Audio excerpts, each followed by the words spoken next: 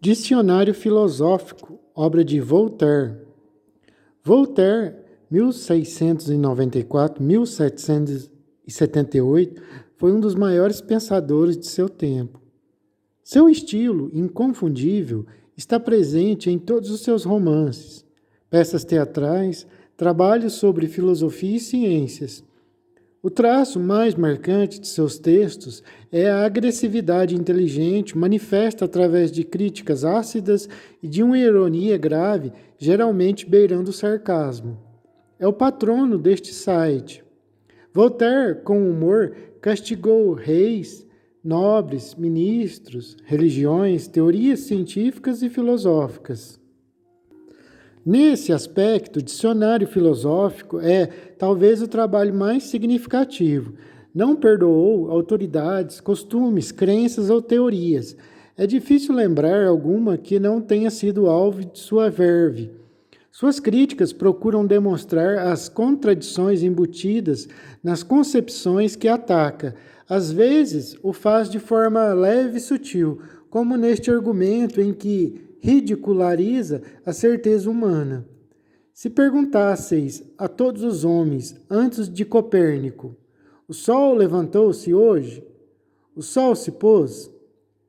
Temos absoluta certeza. Responder-vos-iam a uma: tinham certeza e, no entanto, estavam errados. Em outros momentos, investe com mais severidade. Pretendia alguns escritores europeus que nunca haviam estado na China que o governo de Pequim era ateu. Rolfe elogiara Pequim, logo Rolfe era ateu. Melhores silogismos nunca souberam forjar a inveja e o ódio. Não raro, recorria à hostilização aberta. As inimitáveis tragédias de Racine foram todas criticadas e pessimamente, porque as criticaram rivais. Certos artistas são juízes e arte competentes, porém quase sempre lhes faltam integridade. Chega a apelar para a pilhéria. Assistia eu, certa vez, à representação de uma tragédia em companhia de um filósofo. Como é belo, dizia ele. Que viu o senhor de belo? O autor atingiu seu fim. No dia seguinte, ele tomou um purgante e lhe fez efeito. O purgante atingiu seu fim, disse-lhe eu. Eis um belo purgante. Ele compreendeu não se poder dizer que um purgante seja belo e que para chamar belo a alguma coisa é preciso que nos cause admiração e prazer.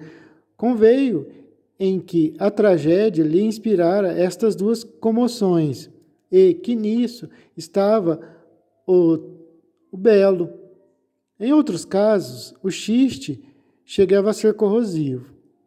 Ben al-Betfi, digo, chefe do serviço, disse-lhes um dia: meus irmãos, muito conveniente é que useis com toda frequência esta fórmula sagrada do nosso Alcorão. Em nome de Deus, muito misericordioso, pois Deus usa de misericórdia e vós aprendeis a praticá-la, com repetir frequentemente os termos que recomendam uma virtude sem a qual poucos homens restariam sobre a terra. Mas, meus irmãos, abstende-vos de imitar esses temerários que a todo transe se jactam de trabalhar pela glória de Deus. Se um homem imbecil sustenta uma tese sobre as categorias, tese presidida por um ignorante, escassando, não deixa de escrever em grossos caracteres no cabeçalho de sua tese. Ec alam abram doxa, ad majorem Dei gloriam. Um bom muçulmano fez pintar o seu salão, gravando em sua porta essa tolice: um saca carrega a água, para a maior glória de Deus. É um costume ímpio, piedosamente posto em uso. Que direis de um pequeno tchauch que, ao limpar a privada do nosso ilustre sultão, gritasse: para a maior glória do nosso invencível monarca? Há certamente maior distância do sultão a Deus que do sultão ao pequeno tchauch. Voltaire não simpatizava com menções a milagres e reprovava. Segundo a energia do termo, um milagre é uma coisa admirável. Nesse caso, tudo é milagre. A ordem prodigiosa da natureza, a rotação de 100 milhões de globos ao redor de 1 milhão de sóis, a atividade da luz, a vida dos animais constituem perpétuos milagres. Segundo as ideias aceitas, chamamos milagre a violação dessas leis divinas e eternas. Assim, quando houver um eclipse do Sol durante a lua cheia, quando o morto fizer a pé 2 léguas de caminho, levando a cabeça debaixo do braço, isto quer dizer que sucedeu um milagre. O tema da ressurreição tampouco o animava, disparava com precisão. Gabam-se-lhes as pirâmides, mas as pirâmides são monumentos de um povo de escravos. Foi preciso pôr debaixo de canga toda uma nação, sem o que essas vis massas não teriam sido levantadas. Que finalidade tinham? Conservar em uma pequena câmara a múmia de algum príncipe, de algum governador, de um intendente qualquer, porque ao cabo de 1000 anos sua alma devia reanimá-la. Mas, se esperavam a ressurreição dos corpos, por que eles extraíam os miolos antes de embalsamá-los? Será que os egípcios deviam ressuscitar sem cérebro? Incomodava-o a idolatria, com presteza denunciava. Escreveram-se volumes imensos, debitaram-se sentimentos diversos sobre a origem desse culto, rendivo a Deus ou a vários deuses, sobre figuras sensíveis. Esta multitude de livros e de opiniões não atesta senão ignorância. Não se sabe quem inventou as vestes e os calçados, e quer-se saber quem primeiro inventou os ídolos? Bom, ele é muito crítico, mas ele também pode ser criticado. Ele diz aqui, não se sabe quem inventou vestes e os calçados. E não se sabe também quem construiu as pirâmides do Egito, que ele diz que foi escravos. Ora as bolas. Ninguém tem certeza que foram os escravos egípcios que as construíram. Existem várias teorias. Ninguém sabe, com certeza não. Existem teorias, pequenas evidências que talvez possam ter sido os escravos. Muita gente, pessoas dizem que foi até seres de outros planetas, outros que existiam uma tecnologia super avançada naquela época, que depois foi como escondida. Existem várias teorias, mas ninguém sabe. Ele também pode ser criticado. Muitas coisas que ele fala aqui, eu já vi que podem ser refutadas, igual ele gosta. Ele gostava, Voltaire, de refutar tudo e a todos, ele também pode ser refutado facilmente. Dá para pegar tudo que ele fala aí e, ao menos, tentar refutar. Dá para refutar muita coisa que ele fala. Principalmente como é isso aí, por exemplo, sobre as pirâmides do Egito. Sobre as pirâmides, ninguém tem certeza quem foi que construiu ou que deixou de construir. Existem teorias sobre quem possa ter construído, mas ele cravou com certeza que foram os escravos. Daí, logo abaixo, ele já disse que ninguém sabe quem construiu. Não sabeis quem inventou as vestes, nem os calçados, quem inventou. Mas quem construiu as pirâmides do Egito, meu filho, Voltaire, também ninguém sabe, não. Contra as críticas, Voltaire devolvia outras, muitas vezes em defesa do criticado.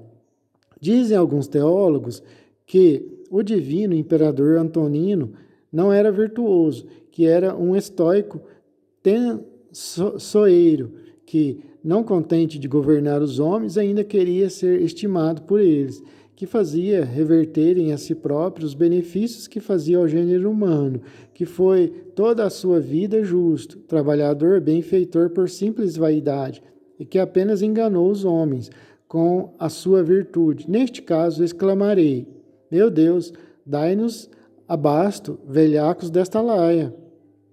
Dai-nos abasto, daí está falando, coloque muitos homens na terra como este. Na visão dele era um homem muito virtuoso, ele recebia crítica, na visão dele era virtuoso, ele pediu, Deus, coloque muitos homens assim na face da terra. Outro exemplo sugestivo, Um mendigo dos arredores de Madre esmolava nobremente. Disse-lhe um transeunte: o senhor não tem vergonha de se dedicar a tão infame vida quanto podia trabalhar? Senhor, responde o pedinte, estou lhe pedindo dinheiro e não conselhos. E com toda a dignidade, Castelhana virou-lhe as costas. Era um mendigo soberbo. Um nada lhe feria a vaidade. Pedia esmola por amor de si mesmo, e por amor de si mesmo não suportava reprimendas. Esse era o genial Voltaire. A leitura de suas obras nos faz meditar melhor nossos pensamentos e a forma como os comunicamos. Podemos não rir de suas frases, mas um sorriso discreto e salutar. Biografia do autor.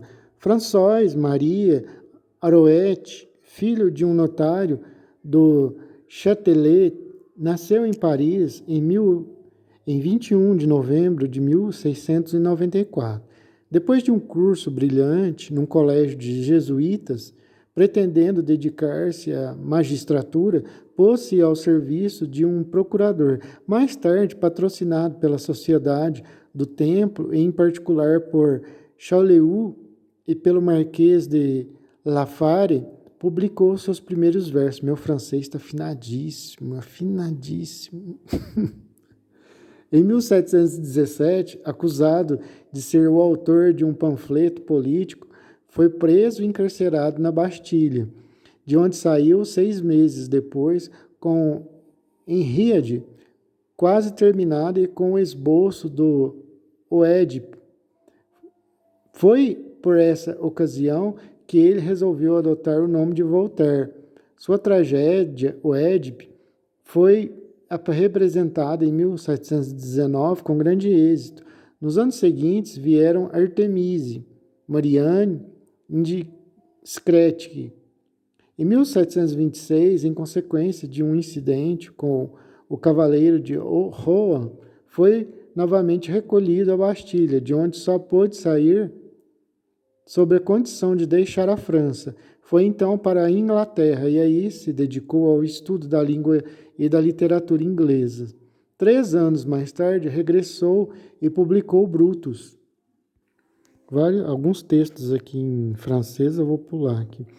Em 1749, após a morte de Madame du Châtelet, voltou a Paris, já então cheio de glória e conhecido em toda a Europa, e foi para Berlim, onde já estivera alguns anos antes como diplomata. Frederico II conferiu-lhe honras excepcionais e deu-lhe uma pensão de 20.000 francos, acrescendo-lhe assim a fortuna já considerável. Essa amizade, porém, não durou muito. As intrigas e os ciúmes em torno dos escritos de Voltaire obrigaram-no a deixar Berlim em 1753. Sem poder fixar em parte alguma, esteve sucessivamente em Estrasburgo, Colmar, Lyon, Genebra, Nantua. Em 1758, adquiriu o domínio de Ferney, na província de Gex, e aí passou então a residir em companhia de sua sobrinha, Madame Denise. Foi durante os 20 anos que assim viveu, cheio de glória, de amigos, que redigiu Candide, Histoire de la Russie, Soit Pierre Legrand, Histoire du Parlement de Paris, etc., sem contar numerosas peças teatrais. Em 1778, em sua viagem a Paris, foi entusiasticamente recebido. Voltaire morreu no dia 30 de março desse mesmo ano, aos 84 anos de idade. Abraão. Abraão é um desses nomes célebres na Ásia Menor e na Arábia, como Tote entre os egípcios, o primeiro Zoroastro na Pérsia, Hércules na Grécia, Orfeu na Trácia, Odin nas nações setentrionais e tantos outros mais conhecidos por sua celebridade do que por uma história bem comprovada. Não falo aqui senão da história profana, pois quanto a dos judeus, nossos mestres e nossos inimigos, em que cremos e que detestamos, tendo sido a história desse povo visivelmente escrita pelo próprio Espírito Santo, temos por ela os sentimentos que devemos ter. Dirijo-me apenas aos árabes, que se gabam de descender de Abraão por Ismael, que acreditam ter sido esse patriarca o fundador de Meca, onde teria morrido. O fato é que a raça de Ismael foi infinitamente mais favorecida por Deus do que a raça de Jacó. Uma e outra é verdade, produziram ladrões, mas os ladrões árabes foram incomparavelmente superiores aos ladrões judaicos. Os descendentes de Jacó não conquistaram mais que uma faixa de terra insignificante que perderam. Os descendentes de Ismael avassalaram parte da Ásia, parte da África e parte da Europa. Edificaram um império mais vasto que o império dos romanos e enxotaram os judeus de suas cavernas, que estes chamavam Terra da Promissão. Bem difícil seria, à luz da história moderna, ter sido Abraão pai de duas nações tão diferentes. Dizem que nasceu na Caldeia, filho de pobre oleiro que ganhava a vida fazendo pequenos ídolos de barro. É pouco verossímil que esse filho de oleiro se haja abalançado a ir fundar Meca a 300 léguas de distância, debaixo do trópico, tendo de vingar desertos intransitáveis. Se for um conquistador, certamente ler-se-á dirigido ao belo país da Síria. Se como o despantam não passou de um pobre diabo, então não terá fundado reinos senão na própria terra. Reza o Gênesis que tinha Abraão 75 anos ao emigrar do país de Harã após a morte de seu pai Tareu, o oleiro. O mesmo Gênesis, porém, diz que Tareu, tendo gerado Abraão aos 70 anos, viveu até a idade de 205 anos e que Abraão só saiu de Harã depois da morte do pai. Portanto, é claro, segundo o próprio Gênesis, que Abraão contava 135 anos quando deixou a Mesopotâmia. Saiu de um país idólatra para outro país idólatra, Siquém, na Palestina. Por quê?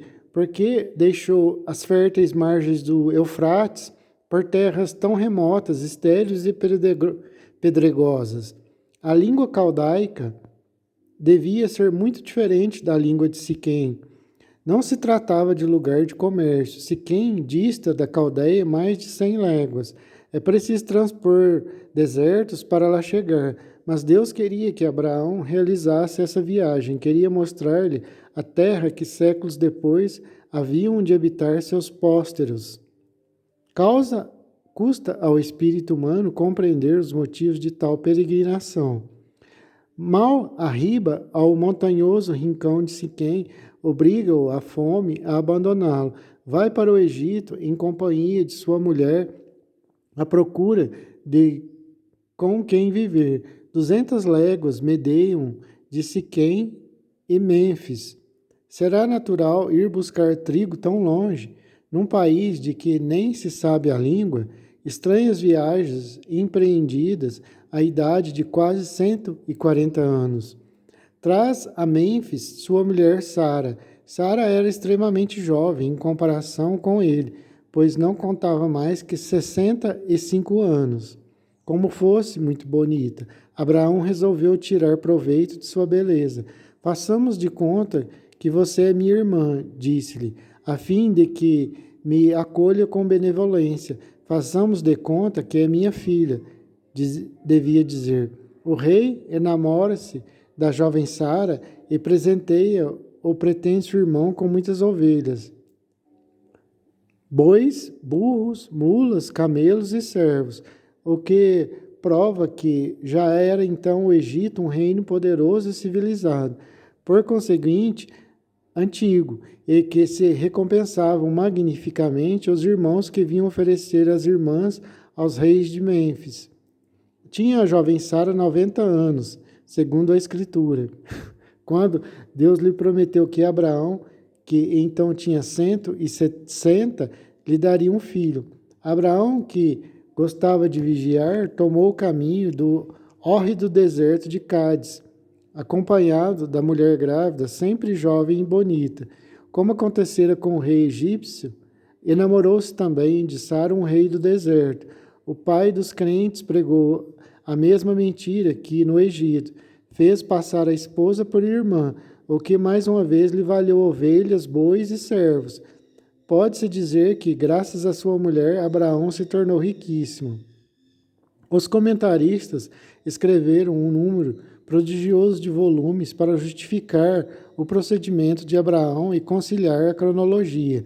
Cumpre-me, pois, a eles remeter o leitor. São todos espíritos finos e sutis, excelentes metafísicos, senhores sem preceito e profundamente avessos à pedanteria. Alma. Seria maravilhoso ver a própria alma, conhecer a ti mesmo. É excelente preceito, mas só a Deus é dado pô-la em prática. Quem mais pode conhecer a própria essência?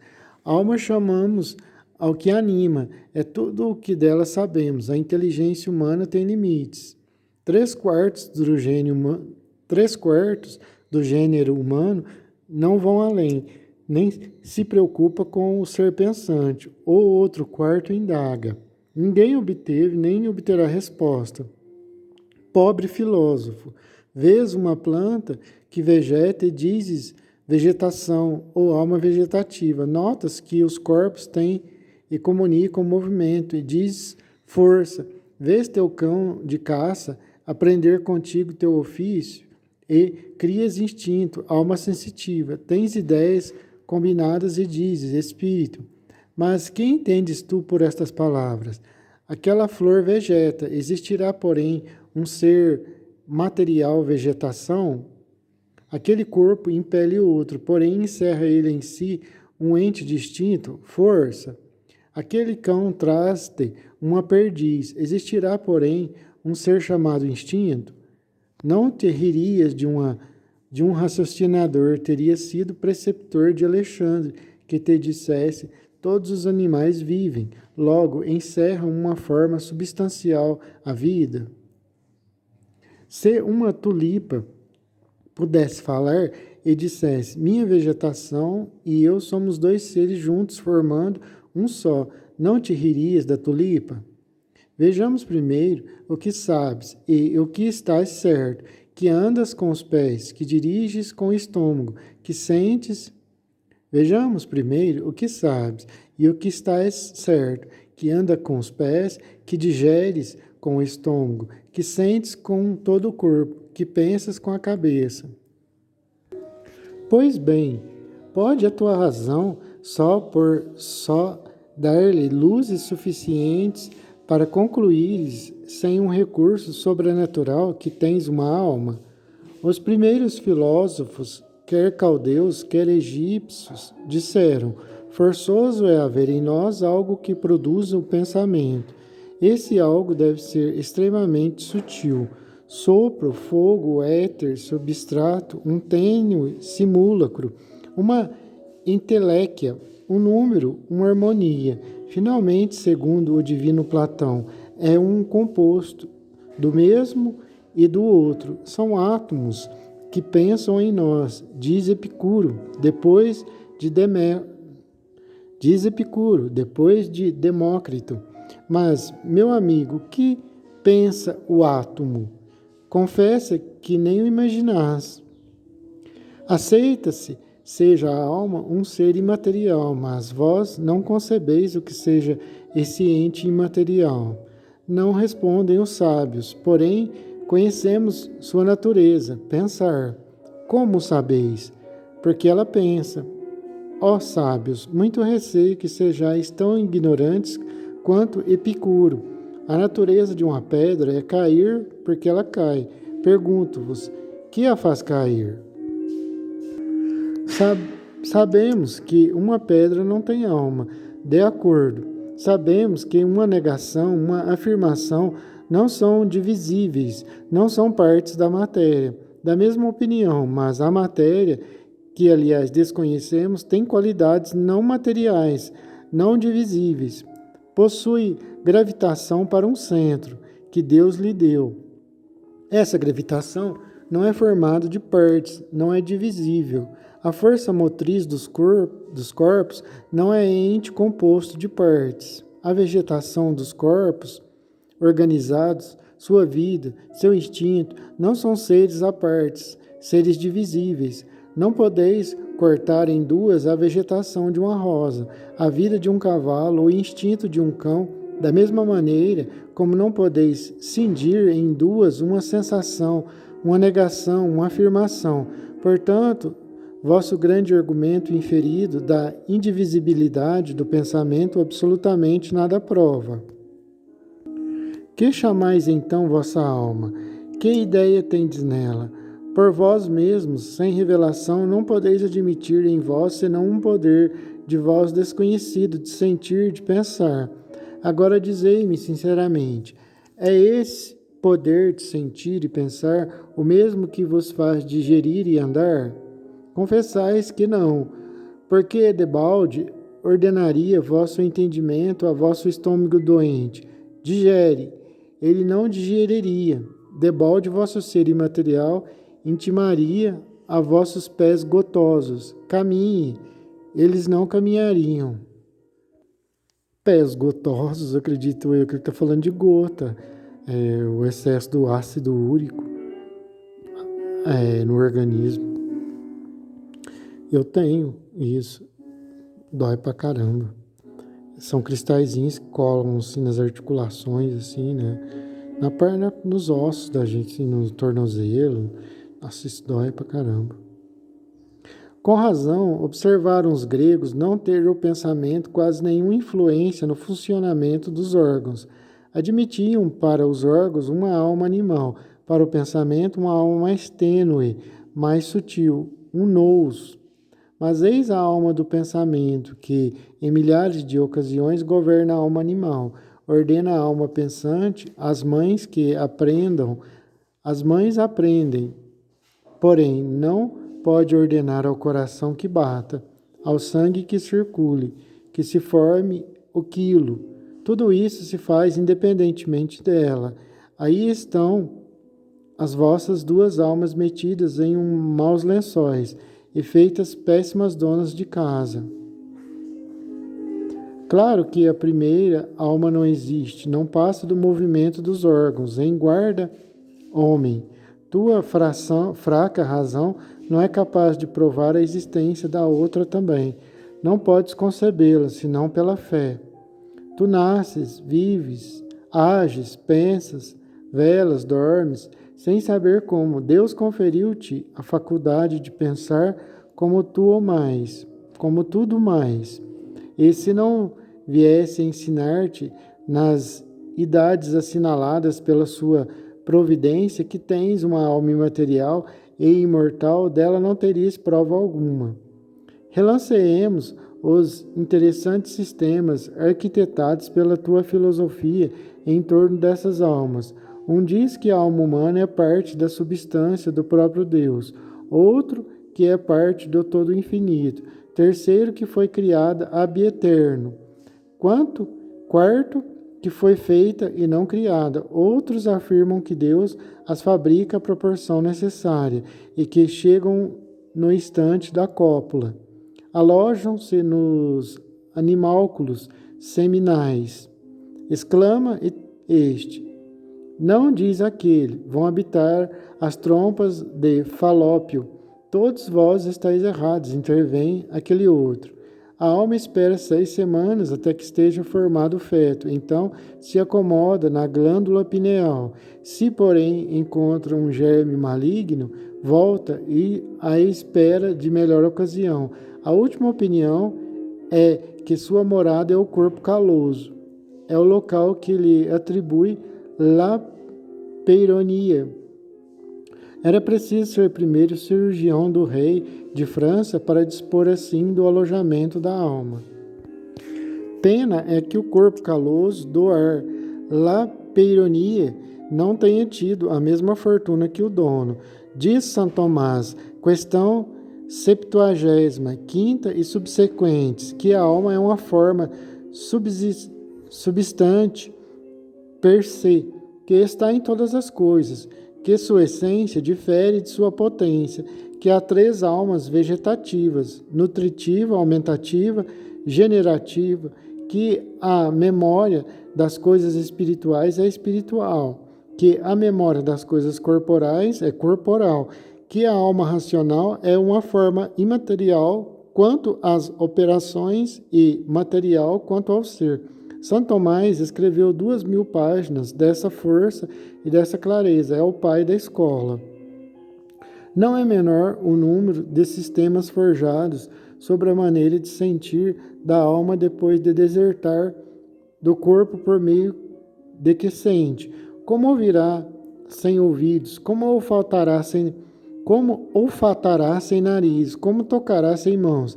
Que corpo retomará de futuro? O que tinha aos 12 ou aos 80 anos? Como eu, a identidade da mesma pessoa subsistirá. Como a alma de um indivíduo tornado cretino à idade de 15 anos e que cretino tenha morrido aos 70 anos, retomará o fio das ideias interrompido na puberdade. Nós espíritas acreditamos que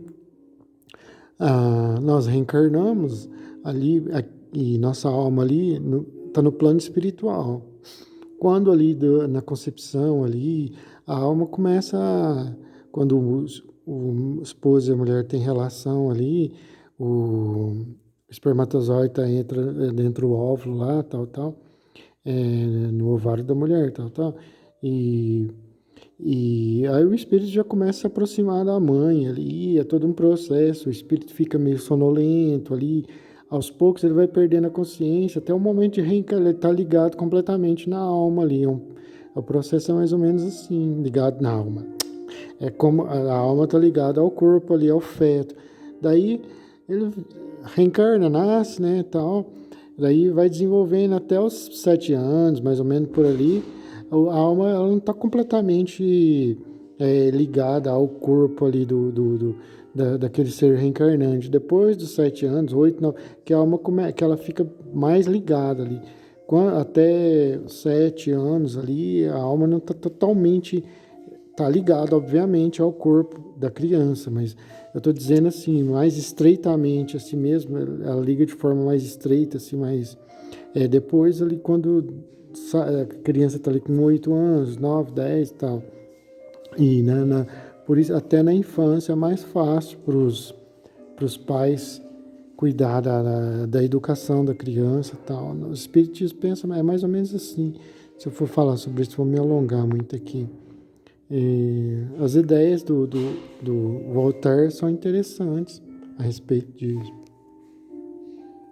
Como a alma de um indivíduo tornado cretino à idade de 15 anos e que cretino tenha morrido aos 70 anos, retornará ao fio das ideias interrompido na puberdade. Bom, e também aí vai crescendo, né, a alma e vai adquirindo conhecimento aqui durante a vida. Cada reencarnação a gente vai alijando, assim por assim dizer, vai tirando um pouco das nossas imperfeições, vamos melhorando aos pouquinhos. Cada encarnação, vivemos centenas e centenas de encarnações aqui na Terra e vamos melhorando cada vez mais, cada nova encarnação. A reencarnação é uma porta que Deus deixa aberta para o espírito, nós, no Espiritismo, nós não acreditamos em punição eterna. Obviamente que tudo que a gente planta, a gente vai colher. Se fizermos o mal, vamos colher lágrimas, dores, muito sofrimento aqui nessa vida, no plano espiritual, em outras vidas, mas não com a punição eterna. Quem quiser entender melhor isso, estude reencarnação. Pode ler o Livro dos Espíritos, muitos livros espíritos aí que falam sobre isso. O Livro dos Espíritos tem as obras de Leon Denis. Eu mesmo tenho livro áudio gravado aí do meu canal aqui, do Leon Denis. Por que milagre uma alma que haja perdido uma perna na Europa e um braço na América reencontrará essa perna e esse braço? Que, tendo se transformado em legumes, terão virado sangue de algum outro animal. Singular é não haver nas leis do povo de Deus palavras sequer a respeito da espiritualidade e imortalidade da alma, nem no Decálogo, nem no Levítico, nem no Deuteronômio. É porque não era tempo ainda lá, né? Nessa época, não era o tempo propício para tais ensinamentos que está questionando aí. Esses ensinamentos, para tudo tem um tempo. A humanidade não estava pronta ainda para tais ensinamentos. Isso vai chegando com o tempo. Chegou principalmente com a doutrina espírita ali, Mas Platão, Sócrates já deixaram ensinamentos a respeito disso, sobre reencarnação, assim, sobre essas questões, mas com o espiritismo mesmo ali, que veio uma mensagem, muitas mensagens sobre isso, muitos ensinamentos. E a humanidade ainda não estava pronta nessa época que ele questiona para tais ensinos, assim, com essa complexidade. É um povo atrasado ainda. Em passo algum, e sobre isto não paira a menor dúvida, Moisés promete aos judeus recompensas e castigos em outra vida. Nem lhes fala da imortalidade da alma, não lhes acena com céu, nem os ameaça com inferno. Tudo é temporal. Antes de morrer, diz-lhe no Deuteronômio: se depois de terdes filhos e netos, vos prevaricardes, sereis exterminados no país e reduzidos a número ínfimo entre as nações. Eu sou um Deus cioso, que pune a iniquidade dos pais até a terceira e quarta geração. Honrai pai e mãe, para que vivais longo tempo. O Espiritismo também não toma ipsis literis, assim como se diz, né? Ao pé da letra, ferro e fogo, ao que está escrito, ao que temos nas Escrituras. A gente tem que tirar ali a mensagem ali, levar em consideração a época que foi dita tal coisa foi falada, para o povo que foi, né, a ocasião, as circunstâncias ali, tudo isso tem que ser levado em consideração, não pegar algo que lá do tempo de Moisés e querer interpretar isso nos dias de hoje, querer vivenciar isso. Não, a gente tem que tirar ali o espírito da mensagem ali e levar várias questões em consideração. Honrai pai e mãe para que vivais longo tempo. Nunca vos faltará o que comer. Se seguirdes deuses estrangeiros, sereis destruídos. Se obedecerdes, tereis chuva na primavera, como no outono. Tereis frumento, óleo e vinho. Tereis feno para os vossos animais, para que comais e vos farteis. Gravai estas palavras em vossos corações, em vossas mãos, aos vossos olhos, escrevei-as em vossas portas, para que vossos dias se multipliquem. Tem muitas mensagens na Bíblia ali que uma parte fala uma coisa, na outra ali está contradizendo aquilo que foi dito e tal. Porque tem muitas aparições de espíritos assim na Bíblia. Tem uma passagem os evangélicos mais radicais usam para atacar o espiritismo, para falar Deuteronômio, para falar que quando entreis na terra, não imitais, mas não tem nada a ver com o espiritismo, aquilo nada a ver. Aquilo que está lá, o espiritismo também é contra ao que a Bíblia está recomendando, o próprio espiritismo é contra aquilo, não tem nada a ver aquilo com o espiritismo. Fazer o que vos ordene sem tirar nem pôr. Se erguer um profeta e vos pedirdes causas prodigiosas, se a predição for verdadeira e se cumprir, e se ele vos disser, vamos, sigamos deuses estrangeiros, matai incontinente, e que todo o povo vos acompanhe. Quando o Senhor vos entregar nações estrangeiras, degolai a todos, não poupeis um só homem, não tenhais piedade de ninguém. Óbvio que quem passava, que não é, obviamente que não é Deus que está falando umas barbaridades dessa aí, não tem nem cabimento. Não comais aves impuras, como a águia, o grifo ou o escião. Não comais animais que ruminem e que não tenham a unha fendida, como o camelo, a lebre, o porco e espinho, etc. Observando todos os preceitos, sereis abençoados na cidade como no campo. Abençoados serão os frutos do vosso ventre, da vossa terra, dos vossos animais. Se não observardes todos os mandamentos e todas as cerimônias, amaldiçoados sereis na cidade como no campo. Padecereis fome, pobreza, morrereis de miséria, de frio, de penúria, de febre. Tereis ronha, rabugem, fístula, tereis úlceras nos joelhos e na barriga das pernas. O estrangeiro vos emprestará a onzena, e vós não lhe emprestareis a onzena, por não servirdes ao Senhor, e comereis o fruto do vosso ventre, a carne dos vossos filhos, etc. É manifesto nada a ver em todas as promessas e ameaças que não seja temporal, nenhuma palavra sobre imortalidade da alma, nenhuma palavra sobre vida futura. Muitos comentadores ilustres foram de parecer que Moisés estava perfeitamente avisado destes dois grandes dogmas. Provam-no com palavras de Jacó, que julgando que seu filho fora devorado pelas feras, exclamou em sua dor: eu acompanharei meu filho à sepultura, isto é, eu morrerei já que meu filho morreu. Provaram-no ainda com trechos de Isaías e Ezequiel, porém os hebreus, a que falava Moisés, não podiam ter lido Ezequiel nem Isaías, porque Ezequiel e Isaías só viveram muitos séculos depois. Inútil discutir quanto aos sentimentos secretos de Moisés. O fato é que nas leis públicas ele nunca falou de vida futura. Todos os castigos, todos os prêmios restringem-se ao presente. Ele estava preocupado com aquele povo lá, né? Ele estava mais preocupado em guiar aquele povo lá, um povo bruto, ele estava mais preocupado com essas outras questões do que com as questões transcendentais. Ele tinha coisa mais urgente para preocupar com o presente lá, que era guiar aquele povo.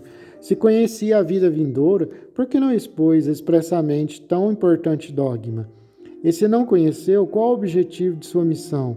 É que o perguntam muitos personagens ilustres e respondem o mestre de Moisés e de todos os homens se reserva o direito de explicar a bom tempo aos judeus uma doutrina que eles não estavam em condições de compreender quando no deserto. É que eu falo é justamente isso, eles não estavam prontos para receber tais ensinos. Houvesse Moisés anunciado o dogma da imortalidade da alma, não teria combatido uma grande escola de judeus, não teria sido autorizada pelo Estado a grande escola dos saduceus. Os saduceus não teriam ocupado os primeiros cargos, se de seu seio não teriam saído grandes pontífices. Parece que só depois da fundação de Alexandria, os judeus se cindiriam em 3 seitas: fariseus, saduceus e essênios. Ensina o historiador fariseu José, no livro 3 das Antiguidades, que os fariseus acreditavam na metempsicose. Criam os saduceus que a alma se extinguia com o corpo. Para os essênios, é ainda José quem o afiança, a alma era imortal. Segundo eles, as almas, sob forma aérea, desciam do fastígio do firmamento, violentamente atraídas. Meu pai me chamou aqui, você saiu aí, fazer o quê? Inútil discutir quanto aos sentimentos secretos de Moisés, já li isso. Parece que só depois da fundação de Alexandria, os judeus se cindiriam em 3 seitas: fariseus, saduceus e essênios. Ensina o historiador fariseu José, no livro 3 das Antiguidades, que os fariseus acreditavam na metempsicose. Cria os saduceus que a alma se extinguia com o corpo. Para os essênios, é ainda José quem o afiança, a alma era imortal. Segundo eles, as almas, sob forma aérea, desciam do fastígio do firmamento, violentamente atraídas pelos corpos. Após a morte, as almas das pessoas boas iam morar além do oceano, num país onde não fazia calor nem frio, não ventava nem chovia, lugar em todo oposto era o deserto das almas ruins. Tal é a teologia dos judeus. Interessante. O Espiritismo nos ensina que quando desencarnamos, se fomos ruins aqui na Terra, se fomos apegados em vícios, assim, drogas, etc e tal, quando a gente desencarna, a gente vai para o umbral, um lugar escuro, sofre sede, fome, etc. É muito ruim, muito triste lá. Lugar terrível de escuridão. Quem viveu aqui corretamente, fez o bem, vai para colônias espirituais floridas, cheias de animais, lugares bonitos, assim.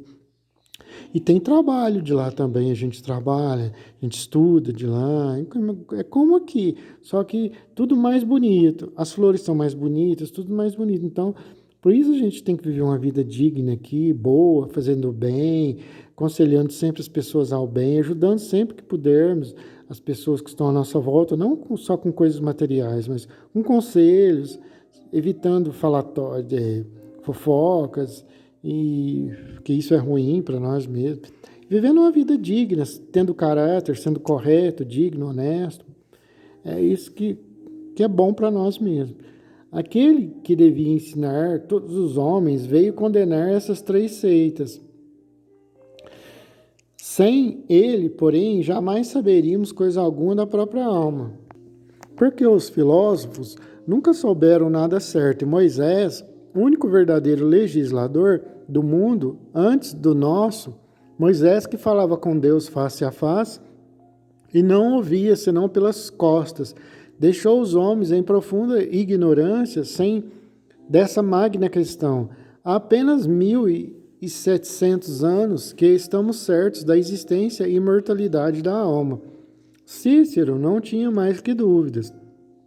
Seus netos aprenderam a verdade com os primeiros galileus que arribaram a Roma. Mas antes disso, e até depois disso, em todo o resto da terra, onde não penetraram os apóstolos, cada um devia dizer à própria alma: que és tu? De onde vens? Que fazes? Para onde vais?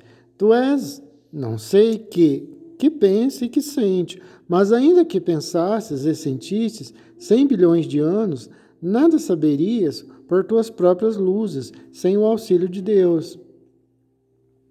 Homem, Deus outorgou-te o entendimento para bem procederes e não para penetrares a essência de todas as coisas por ele criadas. Amizade. Contrato tácito entre duas pessoas sensíveis e virtuosas. Sensíveis porque um monge, um solitário, pode não ser ruim e viver sem conhecer a amizade. Virtuosas porque os maus não adjungem mais que cúmplices. Os voluptuosos careciam companheiros de devassidão. Os interesseiros reúnem sócios. Os políticos congregam partidários. O comum dos homens ociosos mantém relações. Os príncipes têm cortesãos.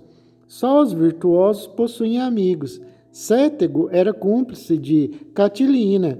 Mecenas era cortesão de Otávio. Mas Cícero era amigo de Ático, que estabelece esse convênio entre duas almas ternas e honestas.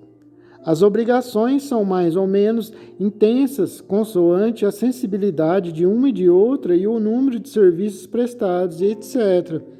O entusiasmo da amizade foi mais forte entre gregos e árabes que entre nós. São admiráveis as histórias que teceram esses povos em torno desse sentimento. Não temos iguais, somos em tudo um pouco secos. A amizade era objetivo de religião e legislação entre os gregos. Os tébanos tinham o regimento dos amantes. Magnífico regimento. Houve quem o tomasse por um regimento de sodomitas. Engano. Seria tomar o acessório pelo essencial. A amizade era prescrita na Grécia pela lei e pela religião. Infelizmente, tolerava-se a pederastia. Aliás, toleravam-na os costumes. É preciso não imputar às leis abusos vergonhosos. Voltaremos ao assunto. Amor.